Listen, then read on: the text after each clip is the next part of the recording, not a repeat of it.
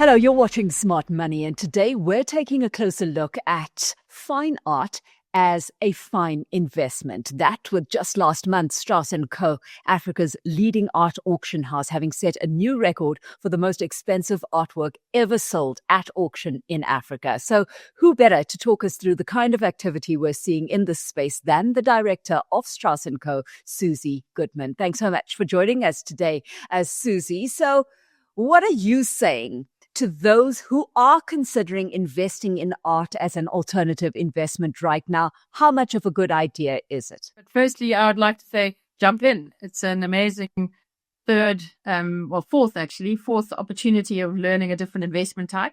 But it comes with a lot more than just putting your money over the line. It comes with learning. It comes with meeting. It comes with artists. It comes with creative energies. It comes with a whole connection of learning and a sort of, I suppose, gaining a creative flair to your life. And so I would highly recommend it. Yeah. Let's get into a few proof points because, you have in-house indices, right? So give us a sense of the extent to which South African fine art prices have risen over the past 10 years and perhaps position that against global fine art prices. Sure, good question. I'd maybe like to start with the fact that we work in quite a small ecosystem. The auction world only really started in South Africa in the 80s, whereas if you take something like Christie's, which I had the privilege of working in, it started in 1766. So a few more years under their belt than we have under our belt.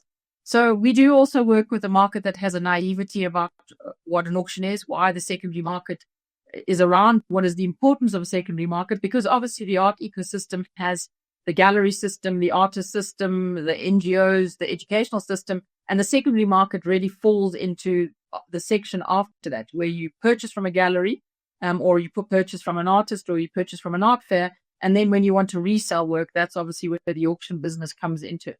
So it's really, really important to maybe also just put a bit of a clarification around that, is that the auction world is a little bit more than just the sales on the night. It's about validation of, if you do invest in an artwork, can you get your money back?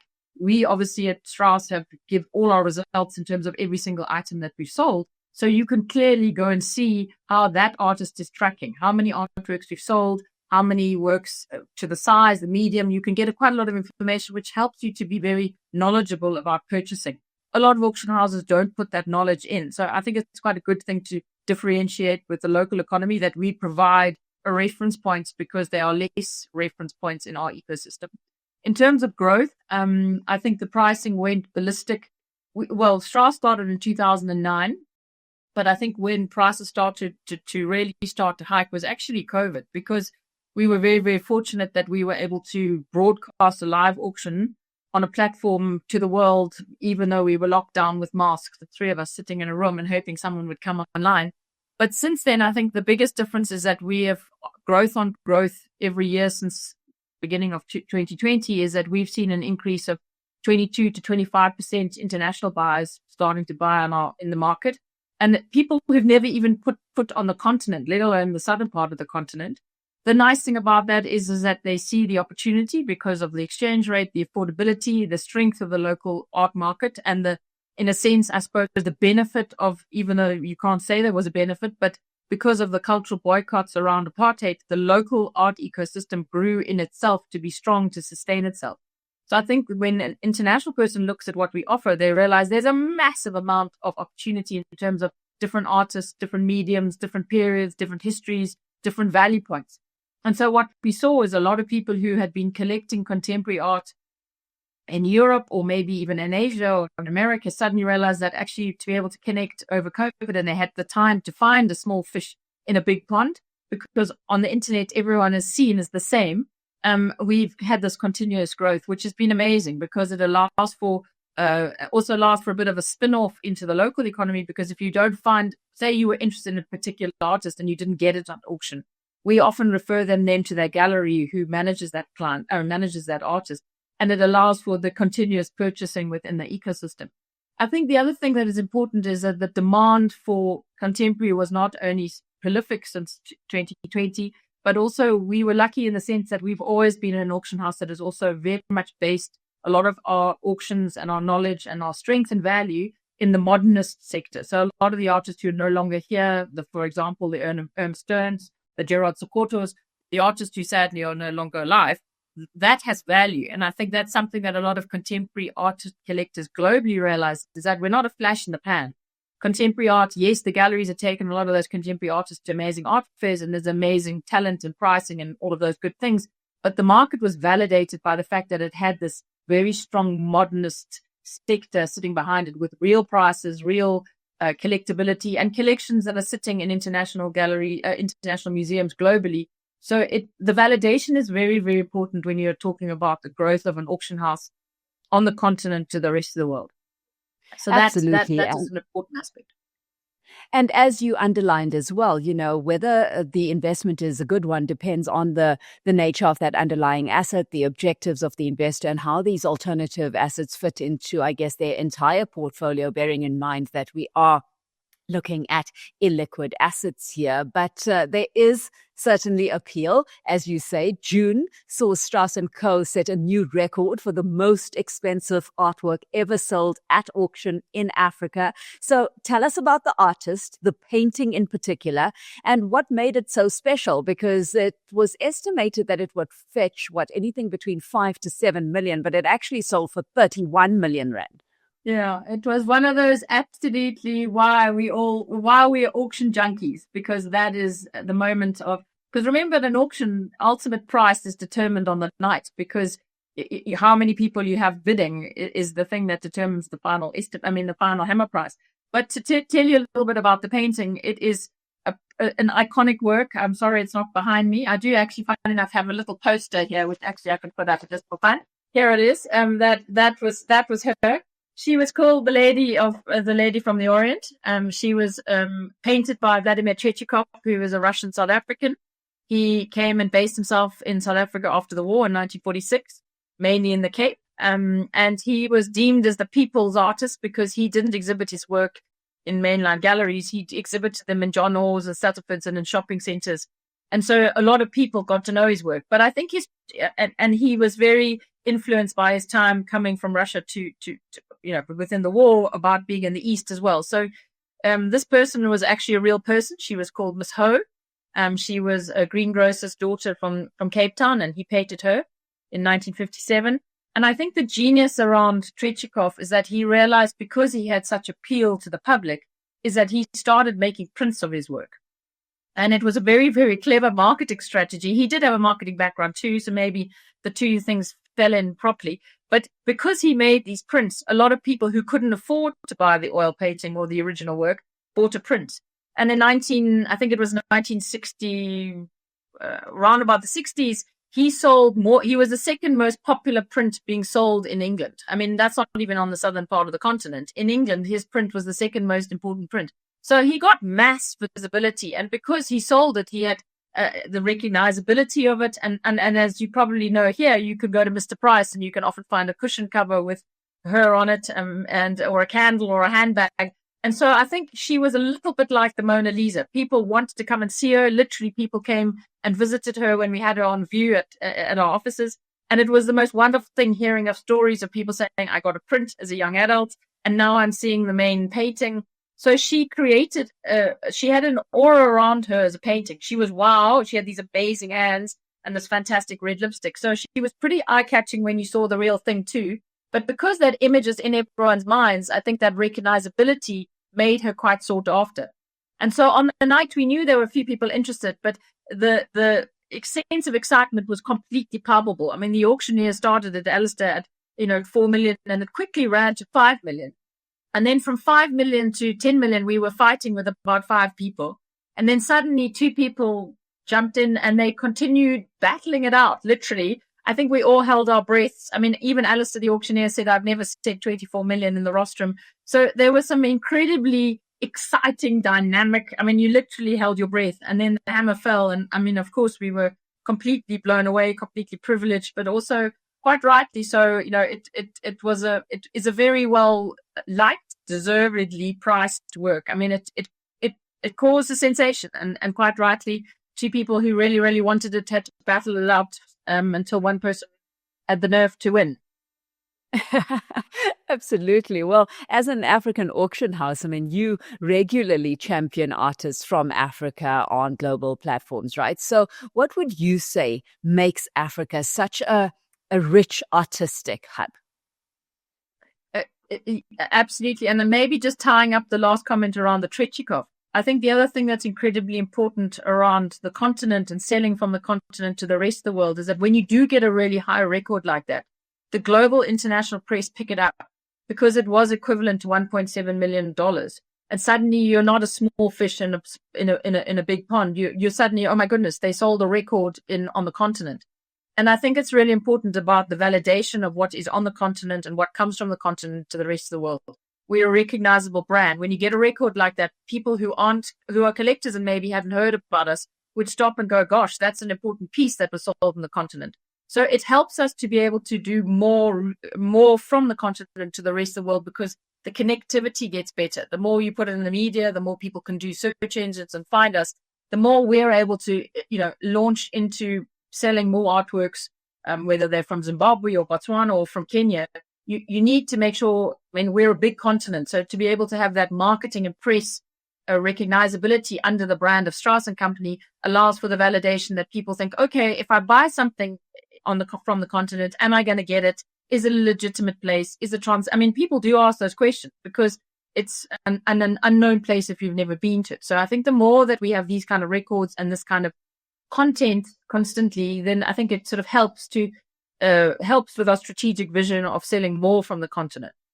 In terms of selling from the continent, we are mindful that, pure economic facts, we do have some quite challenging aspects. Like, for example, if you want to move a work from Botswana or Namibia or Zimbabwe into South Africa, we have probably one of the highest import duties that is applied to an artwork coming into the country, which is particularly hard for a young artist who, they often don't have the money to then pay the tax. And so we often have to help with those things, but it just makes it more challenging. And I think that's something we're trying to address with the sort of government aspects, is that we need to make the ecosystem work easier. It must be able to flow more fluidly so that we can have more transactions. We committed and we're excited about it, but in November, we're having the first sale in Kenya with a collaboration with an auction house in Kenya, so that we can offer more of our clients who are on the southern part of the continent or works from the eastern part of the continent, and hopefully grow that to include also obviously western and northern parts.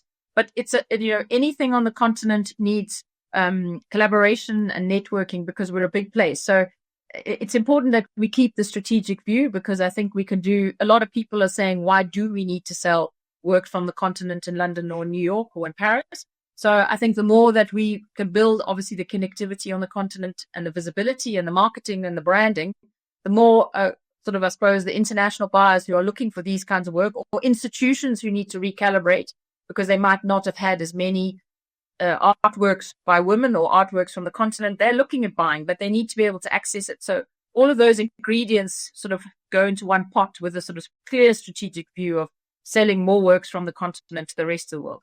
It's important to add too that part of that is that you need to add a lot of content around who the artists are. So we make a huge effort to add artists' records, i.e. how many works we've sold, as I mentioned before, but who are the artists? What are their artists, their sort of art biographical details.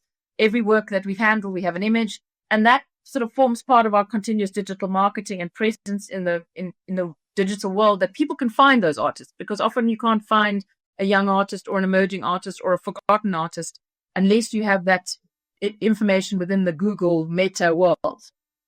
Yeah, you highlight there, Susie, the pros, the kind of growth that this industry has seen, the challenges you're up against, and despite that, just how much opportunity for growth there is within this space. I mean, personally speaking, from your, personal perspective, was this what you expected when you stepped into the fine art industry? To be honest, I thought when I left university, which I went to the University of Cape Town, when I left with my art degree, I didn't really understand the magic of the auction world. And I was very, very lucky that I managed to get an internship at Christie's in London, and maybe even luckier that I was a South African, because I was an enigma. I was a foreigner. They didn't quite know which box to put me in. So I think probably thought, oh, well, we'll better entertain her because she's enthusiastic. Anyway, I was very lucky. So I quickly learned that even though I've got a general art history degree and a general honors degree in sort of decorative arts and art, for me, it's the people. So for me, the bit that immediately grabbed me about the auction world is that it's a complete people business. You have artists, furniture makers, jewelry makers, ceramicists, everything is made by a person. And it is then collected by a person. And when it comes to the auction house, the seller is a person. And then the fun thing is trying to find the new owner and where that item is going to go, whether it's going to go into corporate collection or whether it's going to go into somebody's wonderful home, or it's going to be part of a museum, a collection or institution. So for me, that was the bit that completely grabbed me. So I am mad about the art people aspect.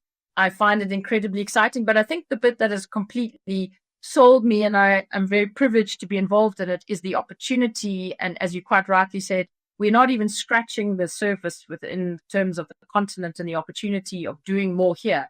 So you also realize that it's very dynamic. It's very entrepreneurial. Whereas if I think I was still in England, I would probably still be working with buyers because that's what I was doing, and obviously still auctioneering. But you've got such a history and you have got a lot more people in the industry. Whereas here in the southern part of the continent, we're a small team, and sometimes you have to be very dynamic. 1 minute you're under the table, sort of making sure that the internet fibers in plugged in, and the next minute you're standing up selling a massively important painting. I love that. I love the fact that if we feel like doing a sale with somebody, and in 6 weeks' time we could do it. And I think that dynamism is exciting, but it's opportunity. There are a lot of people who don't buy yet in the auction world. There are a lot of people who don't understand it. There's a lot of opportunity to build artist brands in terms of visibility. There's still a lot of people who are intimidated by, oh my goodness, I would like to be able to own a bit of art. How do I buy it? How do I know I'm not getting something that is not by the hand of the artist? How do I know that I'm not overpaying?